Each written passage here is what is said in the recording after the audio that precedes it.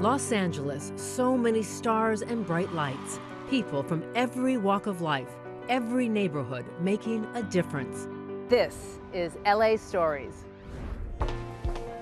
Don't be fooled by her petite stature or her quiet humility. I know you have to bend down. Oh, you look great. You're looking at a giant in the field of neurosurgery. And one of the only women at the helm in the U.S. of a major academic institution.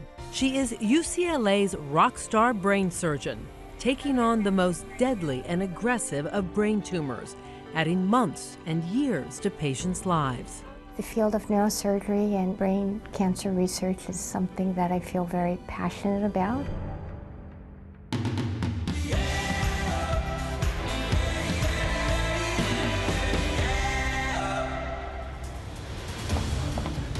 In a field dominated by men, brain surgeon Dr. Linda Liau in the world of neurosurgery is a superstar.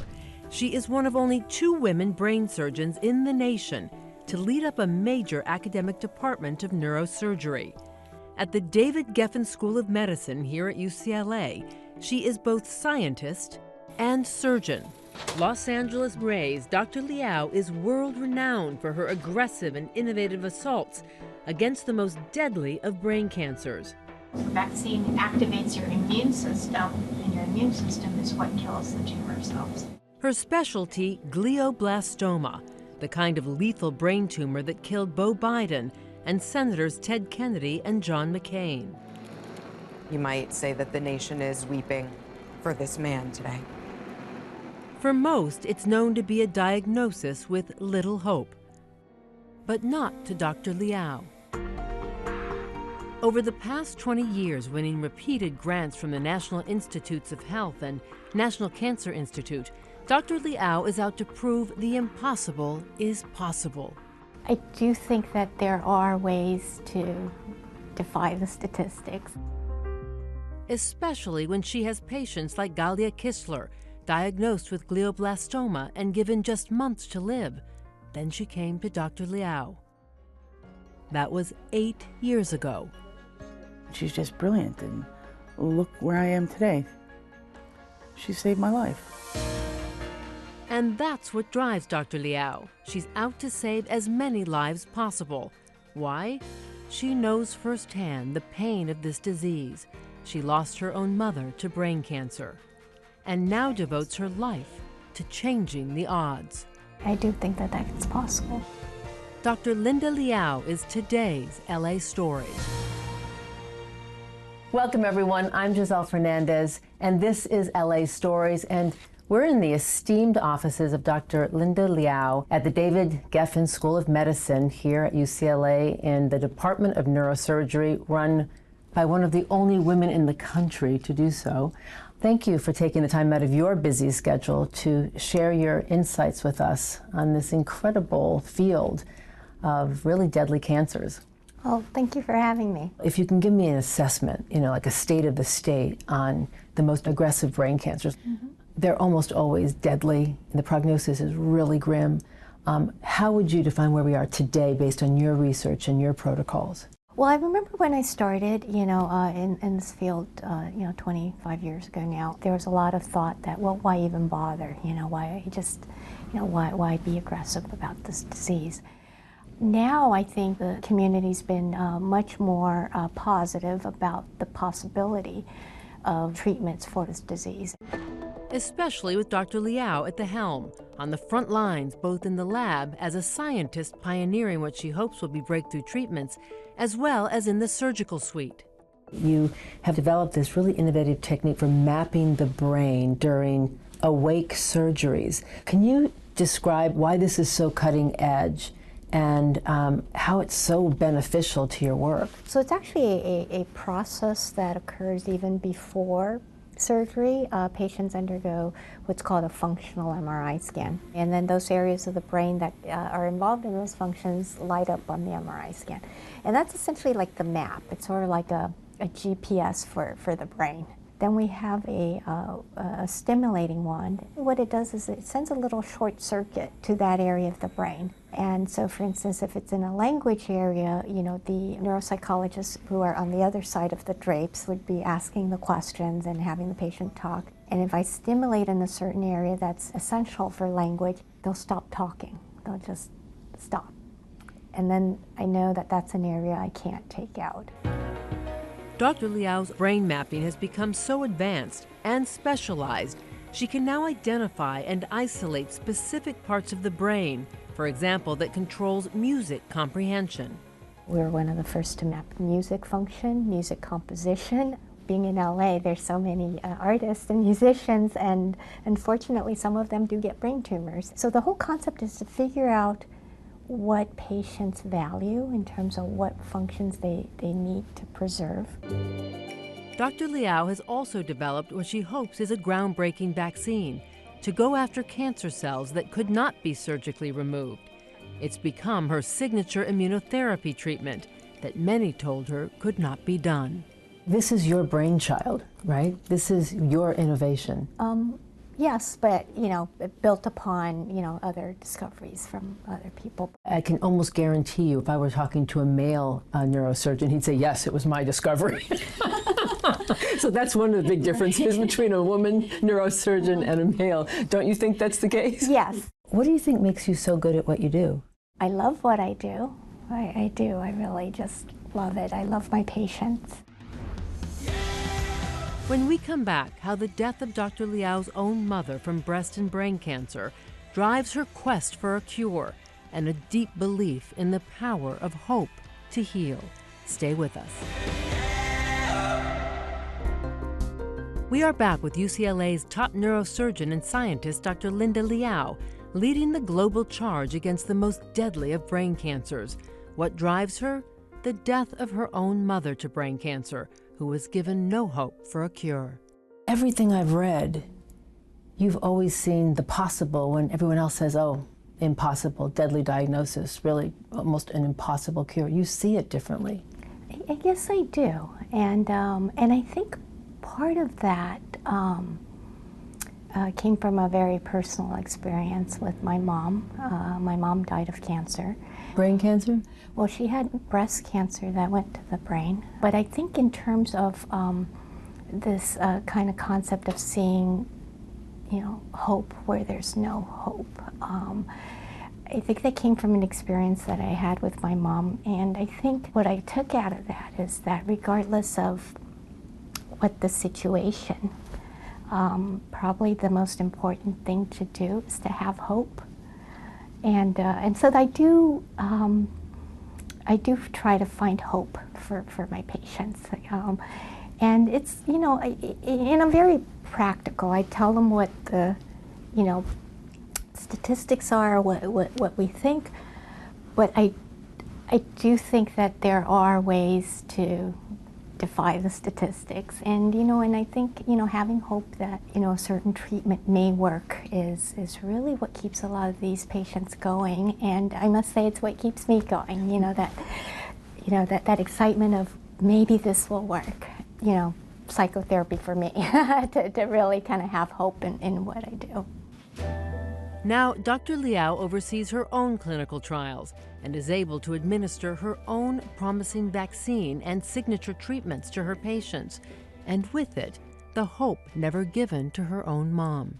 The reason we do clinical trials and the reason we're trying to develop new treatments is that there is hope that someday we will hopefully find a cure for this disease. Let me ask you a question. So how would you quantify it for all of us? How big a breakthrough was this vaccine?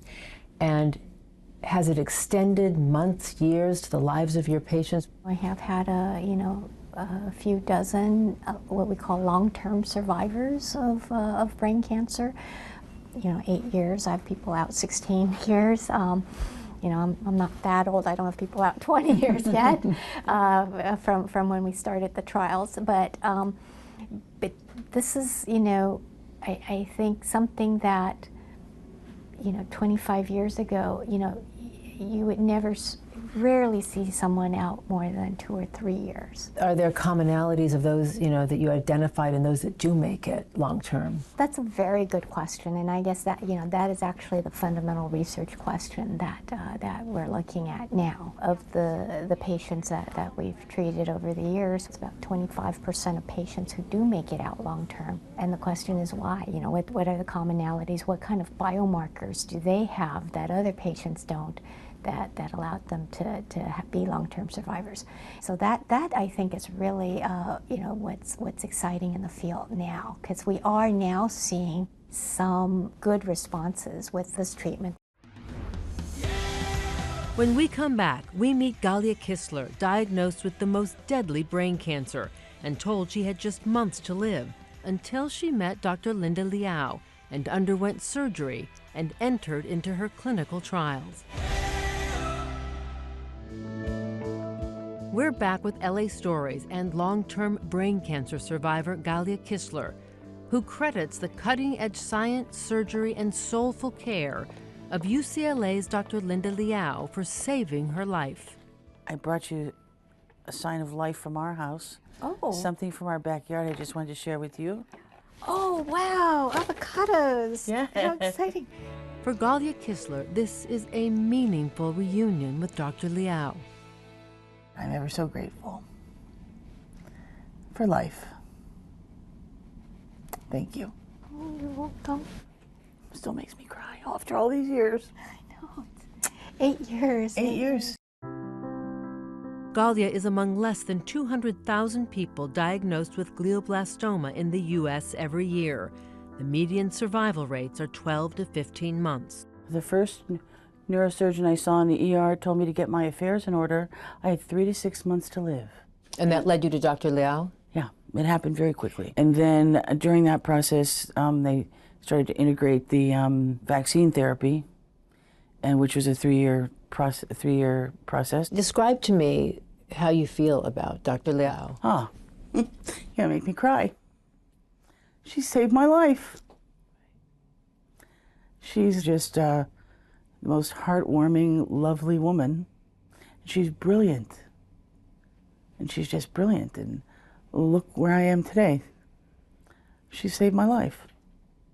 Oh, sorry. And when you do think about it, like, why was I spared? What do I need to do in life? Do you go there? It's too much. I've gone there in small pieces, but it's too much to grasp. I don't know how to explain it. But you come and show up for interviews like this to promote the work of Dr. Liau? Of course, because I want to see everybody saved. I want to see her work saving everybody who comes through her door. Has the same opportunities that I have had. So maybe when they ask you why you, maybe that's your answer. Thank you, Giselle. No, thank you. Sometimes it's the simple things. Right. Sometimes it's the simple things in life that sometimes, I slip by me. Well, I'll tell you one thing. Your story will give a lot of hope to a lot of people out there. I hope so. Yeah. I hope so, because there is a way.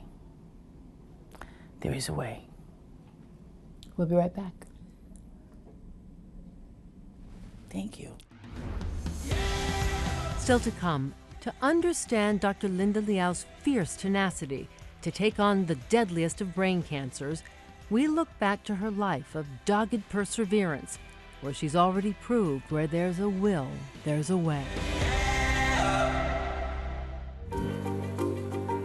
Welcome back to LA Stories and the tenacious mission of brain surgeon Dr. Linda Liau.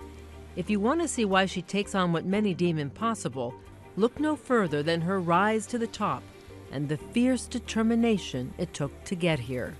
I want to talk to you about your early days. You didn't have a lot of money, and you got your real estate license and flipped homes to pay for medical school. Is that true? Yes. You're a pretty good real estate agent. I was. I actually, in retrospect, I probably would have been much richer if I stayed in real estate. Yeah, so I was, at this point where I got into Stanford, and Stanford was expensive, and I noticed that, if you sold a home, you get 3 to 6% commission. I got my real estate license, and luckily I sold 2 houses, and, and that paid for my tuition the first year. Then you go on to not just get your MD from Stanford, but then your PhD from UCLA, and then an MBA while you're already practicing as a surgeon. You got your Master's of Business Administration. Why? It was at a point in my life where I kind of wanted to be a department chair. I wanted to be in the position I am now. There's, so few women, 6% of women are neurosurgeons in all of the country, and you're the only Asian American woman chair of any big neurosurgery department in an academic institution. Do you, with all your degrees and success, feel any kind of sexism because you are a woman in a men's dominant field? Oh yeah, I mean, I think it's still subtly there. More so 25 years ago than now. You told me a story about when you walked into the surgery theater and there was something on the floor, some liquid on the floor, and someone said to you. Yeah, so someone said, can you please wipe that up? and they thought you were a nurse. They thought I was the nurse, and again, I think it's stereotypes and expectations. So certainly I still get that, but I don't let it get to me. But yeah, there are subtle things like that. So you're not just like a rock star brain surgeon and heading up your department here, but you're also a mom. You're a mom to 2 kids. Which is more challenging, being a mom to teenagers or going into the to the surgical suite? Yeah, I think being a mom to teenagers is certainly more challenging. And I say this all the time. It's like, in the OR, people listen to me. Yeah, right. I hand out my hand as like scalpel. Someone gives me the scalpel. At home, I'm the stupidest person in the room. And I must say, very few people say that to me. Other than my daughter. Don't you love it? Yes. Motherhood is the great equalizer. It is, and I must say that's, if all the things I've done, that's the one thing I'm the most proud of. When you speak before other surgeons and your neuro boards, you end each presentation by showing a picture of your family. So this, and I can tell you get emotional even just referencing it. Mm-hmm. Very important to you to stay connected to what's important. Is that why you do it? Over the years, I've had women come up to me and say, "Thank you for doing that." And I was like, "Well, why? I mean, I'm just showing off my kids." And then, I kind of was afraid to show signs of motherhood, or that, because being a woman, of being a woman, of being a mother, because people may think I'm care less about my career, or I'm a lesser surgeon or a lesser scientist. That made me more willing to do that, and because that is such an important part of my life. And so now I do it just to empower other women to do it. It's interesting to me. I've read that you've been offered a lot of positions, high positions in all parts of the country and across the world, and you stay in LA and you seem very loyal to UCLA. Why? I just love it here in LA. I mean, it's my home. I grew up, near the inner city, and I think it's a place where I feel there's opportunity, and there's such diversity and acceptance, and so I think that of LA in general, and I think UCLA as an academic and a clinical environment, it's been incredibly collegial. Is it hard for you to have to treat patients may not make it? Oh yeah, it is. How do you deal with that? I must say, when I first started, it was really, really hard. Flashbacks of my mom kept coming back. It was hard. But now I must say, I do feel like we do have more people living longer and well beyond what would have been expected for their disease. It does give me that sense of hope. So I think the way I deal with it best is actually, going back to the lab and in the research. it's always nice to have, I guess, that fallback that someday there may be a cure where we could help a lot of people. Do you feel that it's within our lifetime that we'll see a cure, or at least some real significant advancement? I hope so. What does your science and research indicate? I think the science and the research probably does show that we will have multiple treatments or potential. It won't be any one thing. I don't think it'll be any one thing. And when you have patients like Galia come back and bring you avocados from her garden, and she cries and tells me how you saved her life, what does that mean to you? Oh, it's really special. It's really special, and I think, you know, that's why I went into neurosurgery to begin with, because it is one of those fields where, you know, very few things you can do day to day where you do have people that come back and say that you saved their lives, you know, and that's just, I feel very fortunate. Well, Los Angeles is really fortunate to have you here leading the field of neurosurgery across the country and the world. And we will be watching everything you do in the lab and in surgery and with your vaccines and new protocols, and hopefully we'll come back and find out what great innovations you've discovered to help move in the direction of curing this lethal disease. Thank you. Thank you. Thank you so much, Dr. Linda Liau. An amazing, impressive LA stories. I'm Giselle Fernandez. Thank you so much for joining us. We will see you next time.